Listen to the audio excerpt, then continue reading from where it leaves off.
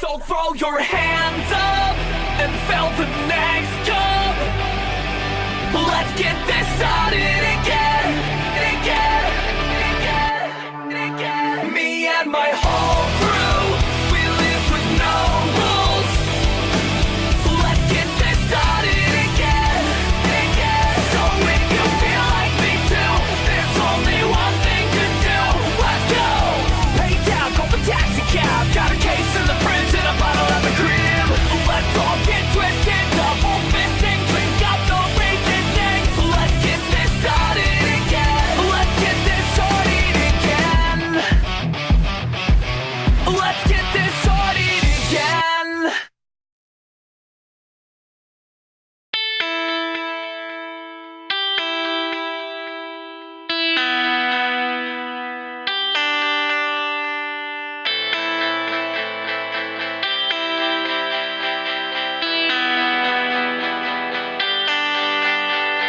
Hello, everybody from Daytona International Speedway for the NIRA third two-lap race going around. I'm here with Joe with me in the booth. How are you doing there, my friend? And I'm ready to have an exciting race here today at Daytona. It's going to be a fun one for sure. Eli Bright on the pole for tonight's race, and for the first time ever, you are seeing here a commentators-only booth here, a drivers-only booth that you can see here. Some of the drivers that are not in the field, of course, are in the commentators booth, of course. Some have been past drivers, and some are drivers who are not in the field. And Daytona, obviously, a very well-known track that has been around not only just in the NASCAR community and in the racing world, but of course, it has always provided some of the best racing we could ever find. So my question to you, Joe, is this: when this race comes green, what are we going to expect once that green flag's going to drop? Being 3 wide, getting that draft, make some aggressive moves. There's 32 laps, but these drivers from the get-go are going to be on the gas pedal, ready to go make these big moves. We're going to see some incredible racing throughout the field, some big moves being made. It's going to be no holds barred for sure. And definitely for sure is that the obvious trouble is the big one. Anytime these drivers can go 4 wide or anything else, a crazy move come around, you expect that one car goes around, everyone's going to be holding their breath to see if they can get out of there. At times a pileup can occur, a big one, you never know what really to expect. So we shall see what happens once these drivers take the green flag. Eli Bright on the pole for tonight's race. He will definitely be the car to keep an eye on throughout this race. And I'll tell you what, though, he had a very blistering speed in qualifying. They were very, very close, but Bright managed to edge out right there. So he definitely had a good car for sure. Freedom was outside in second right there. Also had a great lap. Barely missed it out, but he's going to be a contender for sure. Trying to be Eli Bright there. And now for those famous words in motorsports. Drivers, start your engines! So there's the command. Everything has been set to go. Again, we have mentioned about your front row for tonight's race. Now, of course, this is a night race, so definitely the cooler conditions could really come and apply. We've seen before how in the difference between day and night, it really can determine the track grip, the tires, everything can come around. But one thing I got to ask you, we've seen Daytona for years, and I mean years. Starting position at times can be key, and sometimes, starting in the rear can be a good thing. Where do you think is the ideal starting spot coming into this race? If it were me, I would want to start on the outside towards the back. The reason is, with the shuffle that we have here at Daytona, you're going to want to be up at the front when the big one happens. You never know when the big one's going to strike, but you're going to want to be at the front when it does strike. So possibly starting at the back on the outside, you can shuffle your way to the front towards around lap number 10, and that could be around when the big one does strike. So you want to be out of the way of the big one when it does, in fact, strike.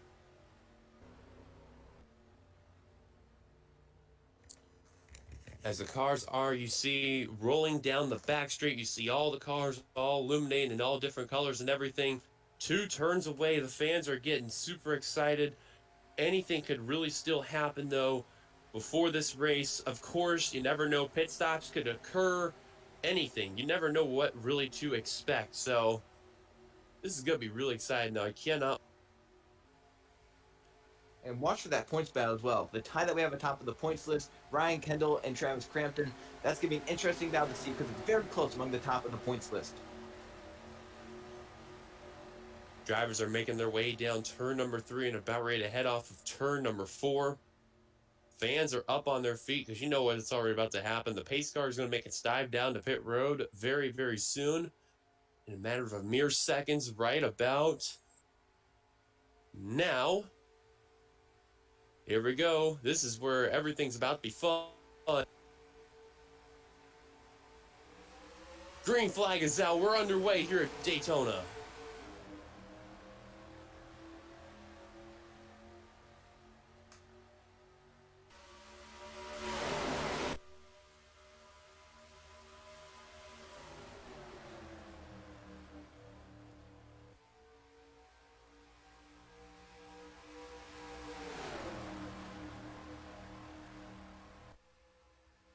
Heading down the backstreet for the first time tonight. So far, double file for the lead. We are starting to see some 3 wide toward the middle and now towards near the front of the field. As around the 8th position, we're starting to see 3 wide. Looking good for Eli Bright so far. On the stretch, Eli Bright edging Carter Freeze, and he's been leading the first lap of the night race at Daytona. But let's have some 3 wide behind him. The 21 down to the bottom lane. Jose Mills trying to make it work down there. They're 3 by 3 for the back of the field.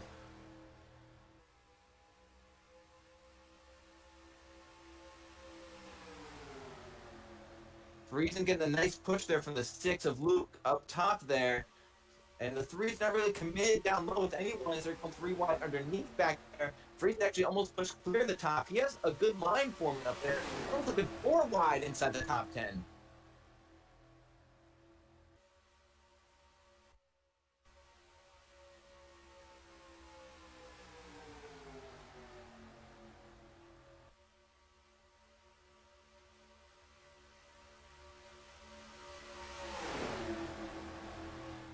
Like Carter Friesen there almost getting really clear inside line, not getting a lot of Eli power. Bright. It's at 37, Ben Crouch. Looking down low. Can't quite get it though, down the back. See that inside starting to form that 21 making his move forward, but there's Carter almost clear. Luke trying to give him that bump to get him up there in front. So far, the inside line really has not shown its true speed. The outside line has really been very momentum right now. So you make a good point about starting on that outside line. It has been showing its true speed right there. But you can also see that 3 wide really hasn't helped the inside line a whole lot. With the exception of the 21, he's been really the only driver to be leading the field and making it work. But it's that high line is where you want to be from what we're seeing. Friesen has a fast race car qualified second. Looks like another fast race car running behind them, giving each other some help up there. You see Jose Mills to the inside of the 37 right there, so that's going to break up that inside line in the help. And it looks like Eli Bright just a lone soldier right now. Not really getting help with that 3 car. It's hanging tough though. It's a fast race car. So what? Look at that 21. He's working his way on that 3rd line right there, that super inside line. But that's allowing the 19 to actually try to complete the pass on the 3, try to hold him off. 21's got a really strong car right there in that Motorcraft Ford right there. Move here for the lead. He has a really big run coming. He actually goes up with the 3. He's going to help Eli up. He wants to stay in line. Probably either a good idea or a bad idea. We'll see what'll happen. But now the 15 is going to move his way to the inside for the position. And, well, you never know. You may think about trying to take that lead. Get the help on the outside. Friesen again. Pulling tough, but that's on the top of 3 wide. That's going to be hard to recover from. Looks like that 15, Trey Wright, he has a run coming for the lead in turn number 1. You feel like he can get down there and block him. Yeah, Wright was one of those drivers helping the 21, working his way up towards the front of the field. And you have to give credit. Once they started that 3rd line, they just immediately shot to the front. So you can tell that middle is going to have no grip at all, no run. You're basically a sitting duck at this point. 3 by 3 all throughout the field. Every car in this 3 wide mess right now. As Trey Wright getting the push from Zachary DeLello down the track. It's really they're looking 4 wide. That 96 got up off the bottom lane, almost gave the bottom open. Yeah, and that would have been a bad thing. You go 4 wide coming to Daytona on a track like this, especially coming to the front straight right there. All hell could break loose right there. And you know, as a driver, you make one wrong move, you could have half the field come with you. And you know a lot is at stake, especially if you're one of those drivers that's in that 4 wide scenario. You hope and pray to get out of that scenario as quickly as possible. And how about the 15? Could we see a lead change, completing the pass for the first time outside of the top two, which have been up in the front ever since the green flag came out. There's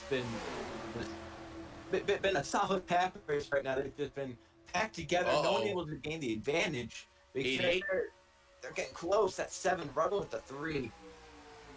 Yeah, that 88 almost made it 4 wide. Oh, trouble! The 43 is going to go around. Into the pack. And the caution will be out for the first time tonight here at Daytona.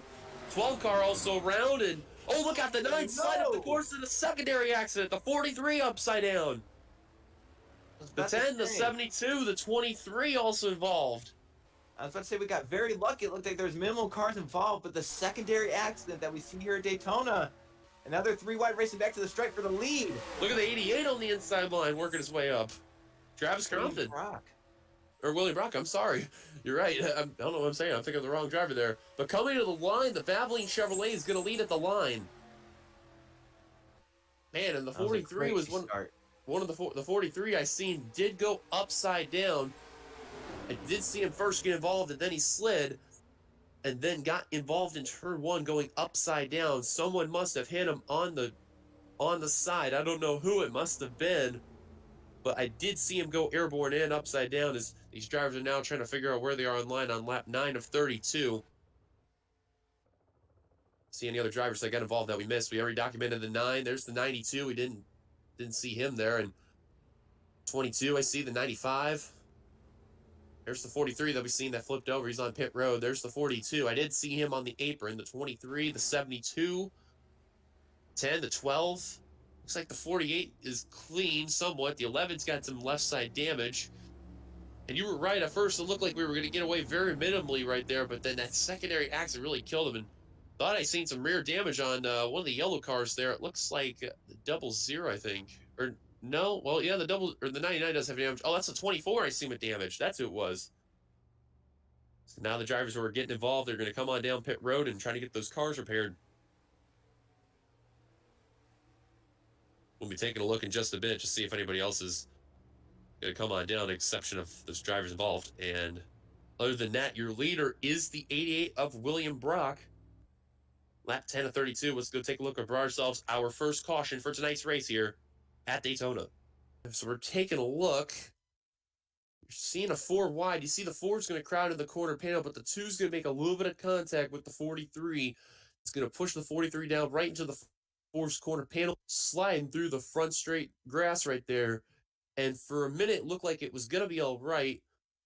Then you see the 12 and 24 are going to slide right there. I think the 4 is going to get away with it right here. Then you see also the 9 is going to go around.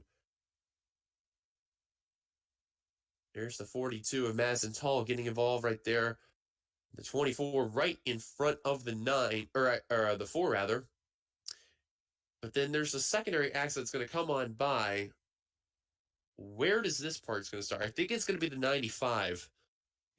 You've seen him sliding up the course. But my curious question is, what happened to the 43? How did he flip?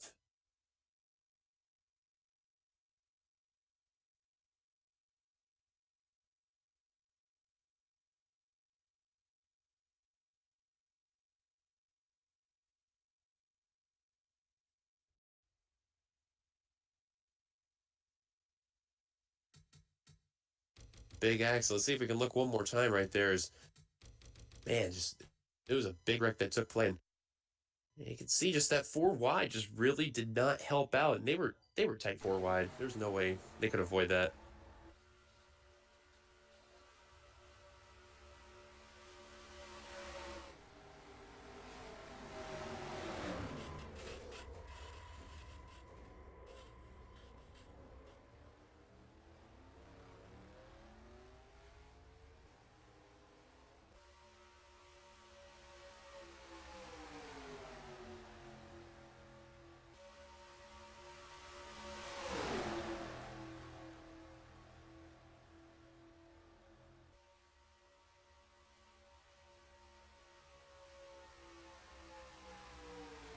Welcome back. You've not missed much. We do have a couple of cars out of the race. I believe we have in total 6 cars, and indeed the following we do out of the 40 car field. So 34 will continue on the track. The cars that got repaired that are back out on the course, they have done so, including the 42, who had to come back down pit road to repair the car up a little more. He's back out on the course. So other than that, the drivers who got involved, they're also back out as well. So we're about ready to take it back to the green. William Brock, who led them down, coming to the first restart right now. He is your leader. Got to give credit to the 15. He definitely has one of the strongest cars here tonight. He will be a keep an eye on. He will restart in the second position. Pace car coming on down pit road. And we're about ready to take you back to the green flag here at Daytona. That jump out of the 15 looking high, but the 7 going to abandon down to the bottom lane. DeLello not wanting to help right out. Yeah, the 7 decided to go for second, and that's probably going to get a good run trying to take that lead. And I do say early on, there will be cars trying to take. We'll probably see in a couple laps that the battles will really get intense here, and they'll try to really battle like crazy. Roger Ray on the inside, the 78, giving a nice boost to that 7 with the 3. Our pulsar, Eli Bright, back down to the bottom lane, making some ground back up inside the top 5. Look at the 96, though, 3 wide. 96 with a hell of a run to that inside line. That's a battle for the 4th position right there, 3 wide with the 15. And it is very notorious for Daytona, like a track like Daytona and Talladega. You see a lot of 3 wide racing. And of course, you just, no matter where you are, you just got to be in the line. But we've seen what happened when you go 4 wide. It's something you don't want to do. And if you're in one of those 4 wide scenarios, especially if you're like, for say, the driver on the high line, you hope and pray you don't get involved in an accident.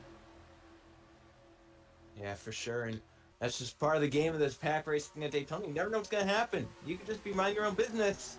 Someone else makes a mistake, about 22 other cars are going with them. So it's just part of the game that they play at this type of racetrack. Looking at what we see in the pack here, last car that you see hanging around is the 13. Barely hanging on to that pack right there. Make that the 48, rather. 31 just a little bit off, as well as the 4. They kind of got held up a little bit with some of the other cars were damaged, so I don't know if they will make it, but at least a good 20 car pack that's in here. And look at the 96 now going for the lead.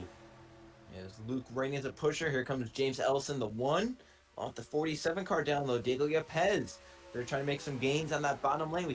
We saw it work before the first caution flag. That bottom was the place to be. Looking like it right now as well. You want to be in the bottom. They're looking 4 wide though, almost. Man, Ellison thought about going 4 wide for second. That would have been one of the worst times to go 4 wide, especially in the front of the field. That's when you hope and pray you don't want to do that. Look at that push. 1, giving that 6 the boost, and Luke Rainey going for the lead, but Ellison, thinking might look 3 wide. Ellison's really wanting to go for that lead bad. I don't blame that McDonald's Chevrolet. They're having a really good car right now. As the 6 moves up, the 1's going to take that position down low. Does the 47 go even lower? Yepez with the 6, though. Yeah, Yepez thought about Diego Yepez thought about going underneath, but decided to tuck back in line. Look at the 88 trying to kind of poke out from the 96 right there, and I've seen those moves before. Those normally do not end up well, and they could take out a good chunk of the field right there. That's something right there. The quarter panel is definitely a delicate spot on the car. You definitely don't want to hang around that area. You make one wrong move, it's game over. That's normally how the 4 wide starts, trying to peek out, look for some just clean air to get somewhere else where someone isn't. They're looking 4 wide for the lead. That 17 with a nice run, but when these guys are being aggressive, this is the name of the game at Daytona. Be aggressive at all costs. And we are past the halfway point, so you can guarantee you, when we see these drivers how they are, each and every lap is going to matter here, so you never know what really to expect. Drivers on the bottom, that 41 shoving up to 4 wide. Oh, no, there they go. It's the big one here at Daytona. One car hit the inside wall, this 6 car. Oh, and they fire up in the 00. Up in the air and actually almost flipping over. Oh, and cars are piling in. One car airborne, it's the 13. Upside down, and is going to land on his roof. Hard, vicious crash on Daytona on the front straight and off of turn 4. And calamity ensues. The big one has struck here at Daytona.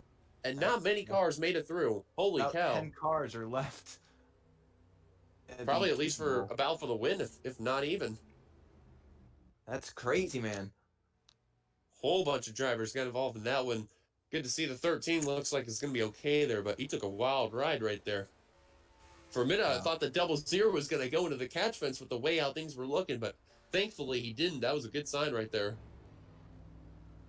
Oh, man, the 15 right there had one of the strongest cars in this race, got involved, and is going to come on down pit road. I think he got involved. I'm not too sure.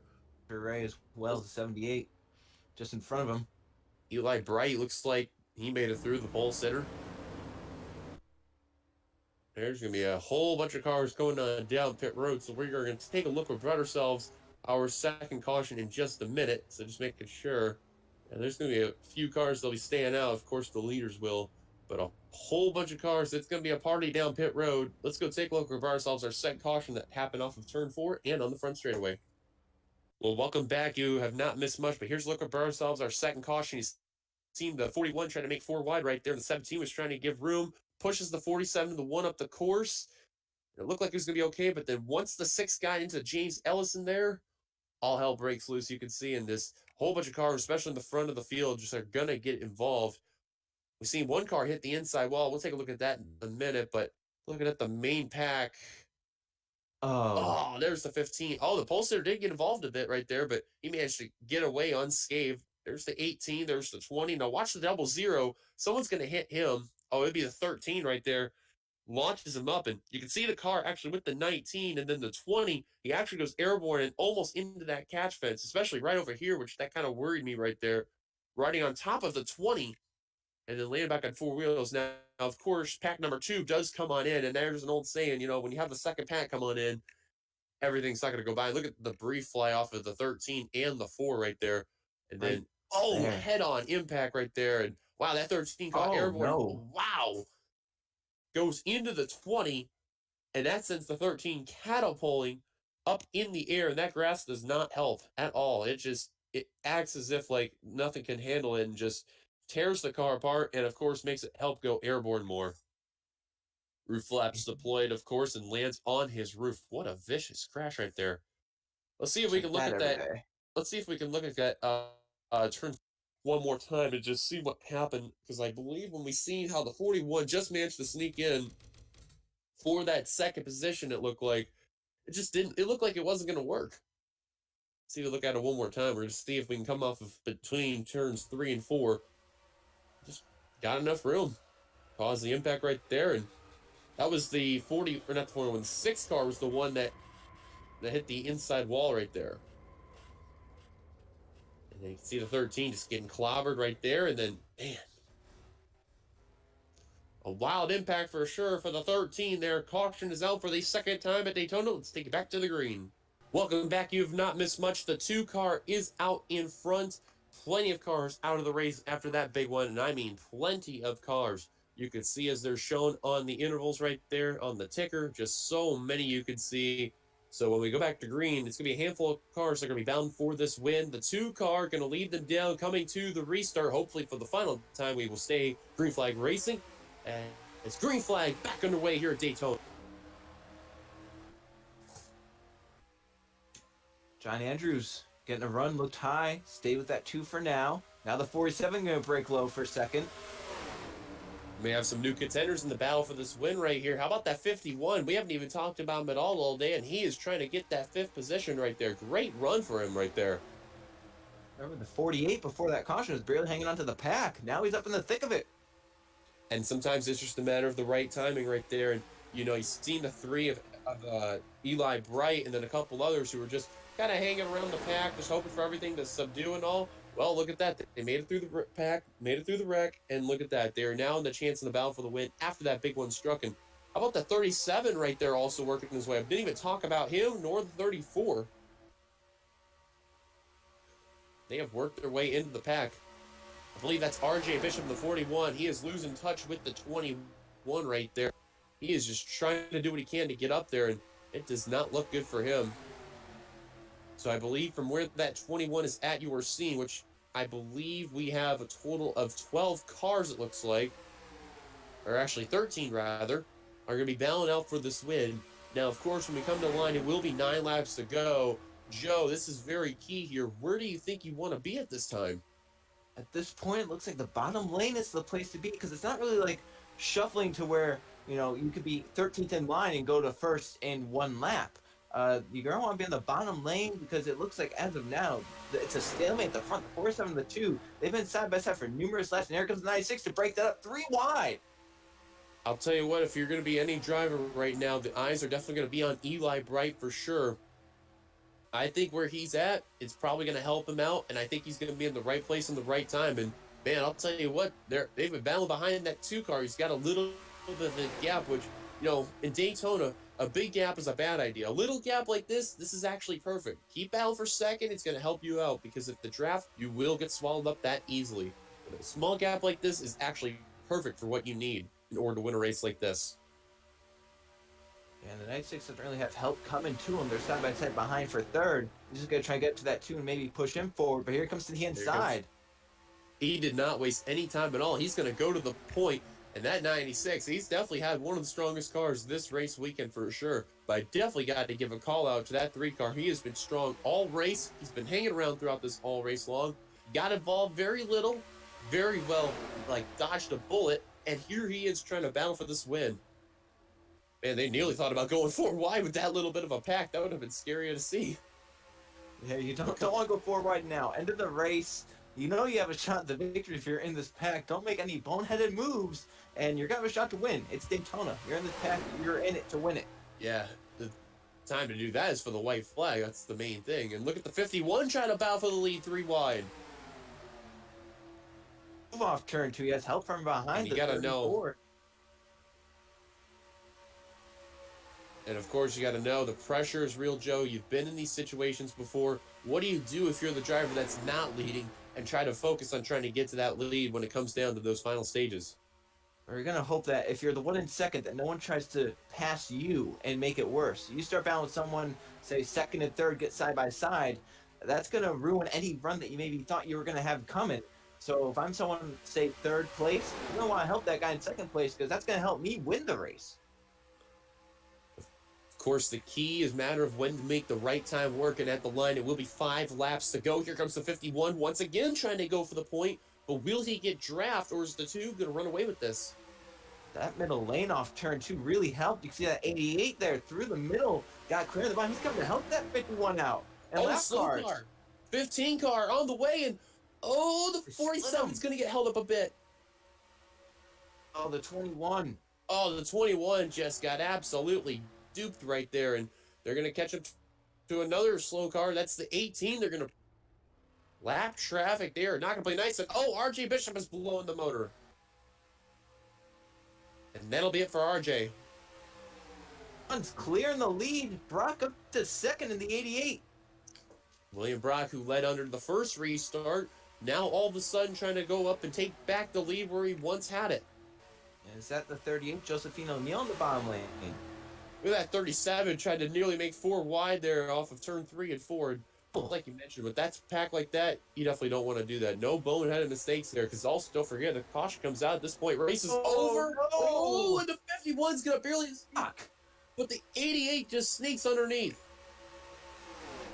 And I mean, they split that 18 down the middle. How they all managed to get through there, I will, wow. I don't know how they managed to make that work, but they did. Here they come in the draft. Look at them shuffling on the backstretch 3 wide. And that was what William Brock did not need to see, but he's going to try to hold on. And look at the 96 try to high line. That's probably an idea. That's not good right there.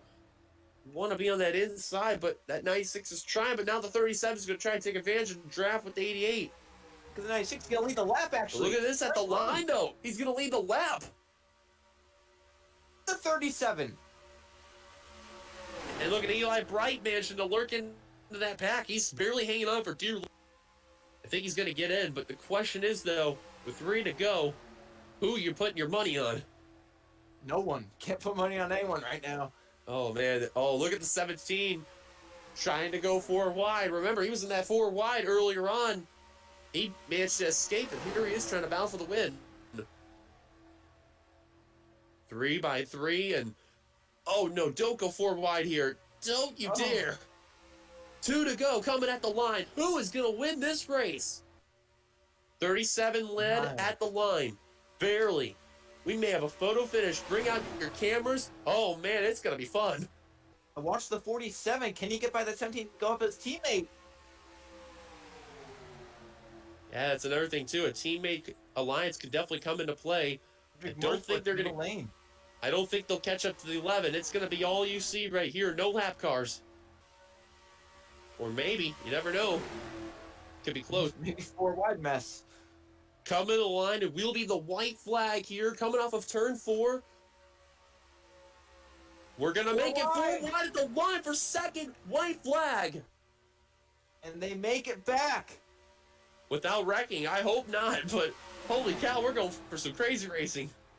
The teammates now, the 47th to run. Here he comes. No team orders. He's going for that win. And they clear the 4 wide. They're back down to 3. 17 gonna try and shoot the middle right here with push on the 48, trying to get a boost. Look at the 37. He's trying to hold on, trying to block all lanes. Not all of it though. Here comes 47. With help from the 34, this could be a drag race back to the start-finish line. Look at the teammates that are getting help from the Fords. Coming to the line. Side by side. Who's going to get it? 47. Oh, man. Barely. Wow. Man, that had to be thousandths right there of a second. I don't know how they didn't wreck after coming to the white, but they barely kept it together. If you're the 47 of Diego Lopez, you have to give a lot of thanks to Sebastian Kukulan, who stayed committed. Let's see the margin by 2 1,000ths. Holy cow. JTG is going to go 1-2, and what a way to do it. How about the top 4, all within a 10th of the race win? Crazy too. JTG had help from 2 different Ford teams, Roush Fenway and Front Row Motorsports. Somehow they're going to keep everything together. But what a crazy race here at Daytona. And with an unbelievable 2 1,000 finish. Let's see if we can get a still shot of that finish right there between the 47 and the 37, because, man, that was great.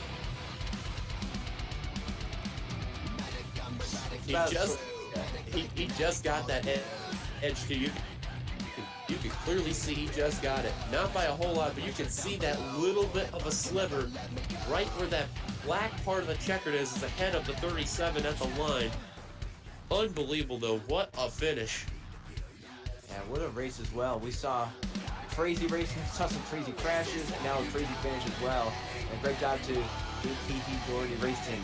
We're going 1-2 here tonight. So let's get your top 10 rundown here. Presented by NASCAR and TNT. Diego Yepes with the win. Ben Crouch, he'll come away second. Sebastian Kukulan, very quiet all night long, but he'll come away to finish the podium at third. Andrews will come away fourth. William Brock, he had a great car all races long. He'll come away with the top 5. Andrew Miller in 6th. Quentin Morrison. Cody Russell at 8th.